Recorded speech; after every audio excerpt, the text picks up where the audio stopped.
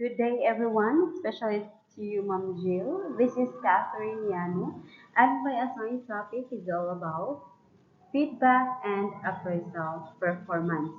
So, feedback and appraisal performance are integral components of maintaining and improving teaching quality and organizational efficiency in education. So, let's have first what is So let's have feedback in education. So feedback is the process of providing information to individuals about their performance, behavior, or achievements with the intent to improve outcomes. So what is the use or what is the purpose of feedback? So feedback is very helpful tools to know or to measure your improvement or your professional growth. So for instance, to your students, so it helps to measure if you are really effective in teaching. So you can measure that through the outcomes of your students. So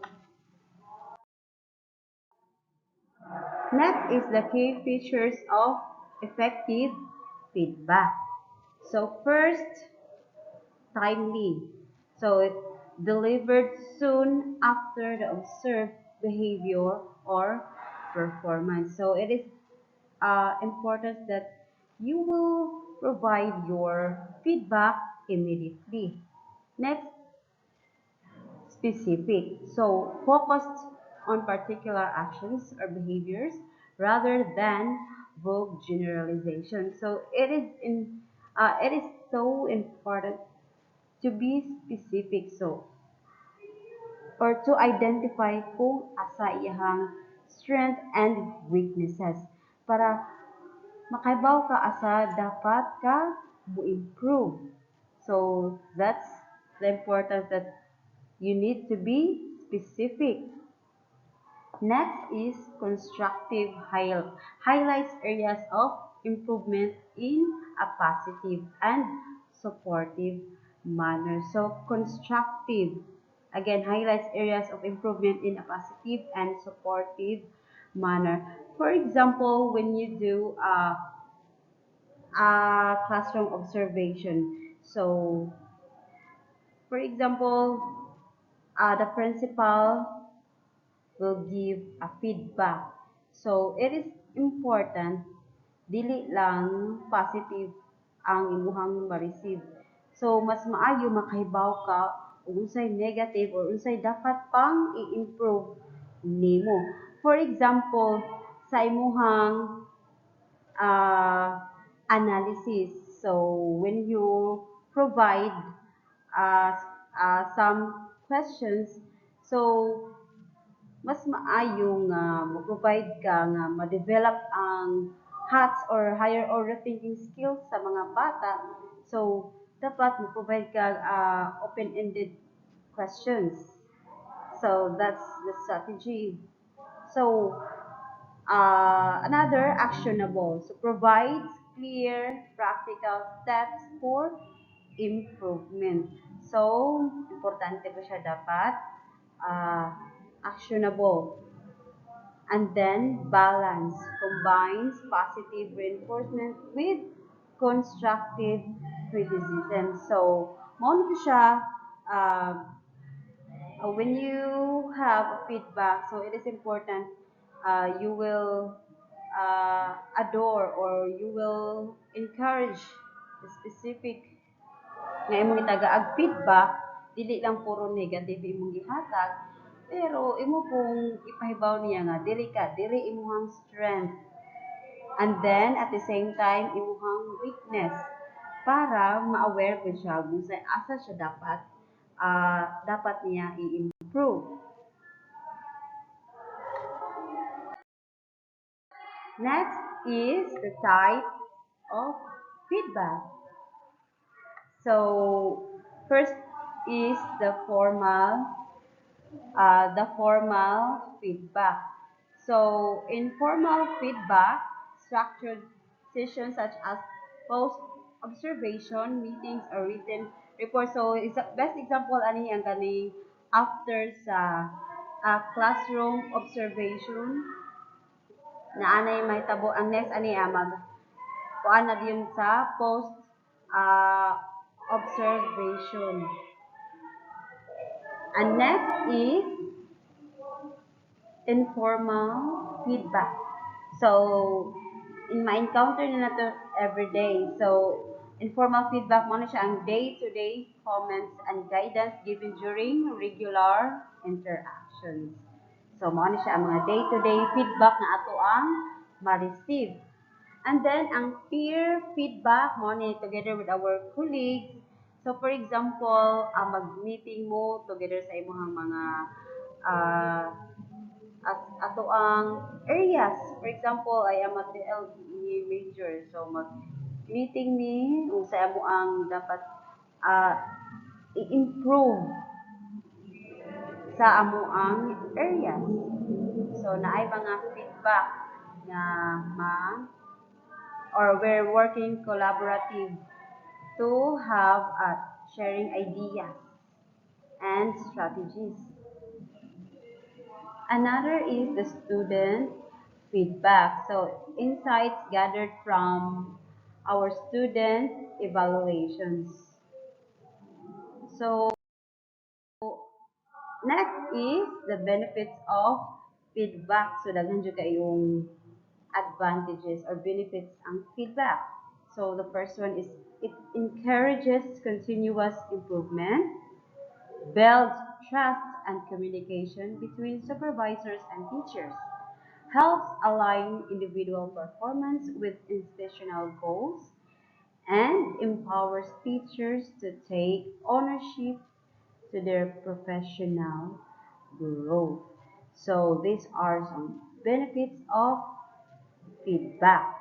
So maka-improve dako gid kayo ni siya og tabang as a teacher na mo grow pa ka professionally. Another performance appraisal in education. Performance appraisal, it is a systematic process of evaluating an educator's effectiveness and contributions to the institution over a defined period. So, a performance appraisal, it is more formal evaluation of a teacher or a staff. Uh, like our teaching skills, our classroom management, our attitude, our communication skills, and how we are going to deal diverse learners or to our colleagues, and also our another our teaching strategies. So let's have purpose of performance appraisal. The first one is accountability. The next one, professional development, decision making, and goal alignment. So these are the four purposes of per performance appraisal. So in accountability, ensuring educators meet the required standards and expectations. In professional development, identifying the strengths and areas for improvement. And then decision making, informing promotions like salary adjustment or contract renewal. And the last one is the goal alignment, ensuring individual uh, goals support institutional objectives. So let's have, so these are the steps in a performance appraisal. So the first one is setting criteria, observation and data collection, evaluation, feedback delivery, action plan, and follow up. So let's have the setting criteria. define performance standards and expectations. So in our lesson plan, during our classroom observation, so naadyo na siya criteria. I-check yun na siya sa head or kung kinsa na-assign sa classroom observation. So, mo check na siya if na-meet ba nimo ang ilahang criteria. Like for example, ang imuhang dapat na kay integration. For example, ari diri sa motivation, asa nimo ibutang sa imong activity. So, dapat na siya integration. For example, you are a math major. So, you will integrate sa English or sa science. And then another, you will, your objectives, so dapat fit sa tanan. So, dapat mag-coincide siya, as like for example, sa imong activity. So, dapat dili siya simang. So, i-check ko na siya. So, another is observation and data collection. Gather evidence through classroom observations, student performance data, and feedback from peers or parents. So, muna siya, data observation and data collection. So, next one is the evaluation. Assess performance against established benchmarks. Another, feedback delivery. Share appraisal with the educator. Next is the action plan. Develop a plan for improvement or recognize accomplishments. So, diha na siya makita kung asa nimo dapat i-improve ang imuhang, like for example, imuhang teaching strategy. So, asa dapat nimo i-improve. And the last one is follow up. So, you monitor progress and provide ongoing support. So the next one is the common methods of appraisal. So the first one is the self-assessment. So teachers will evaluate their own performance. So uh, you can identify, like for example, the outcome sa mga bata or results sa mga bata sa ilang during sa ilang quiz, if you're really effective in teaching. So nakakuha ba jud ang mga bata? So you will assess your own performance. The next one is supervisor evaluation. So this includes formal assessment by principals or the department heads or the coordinators. The next one is the 360 degree feedback.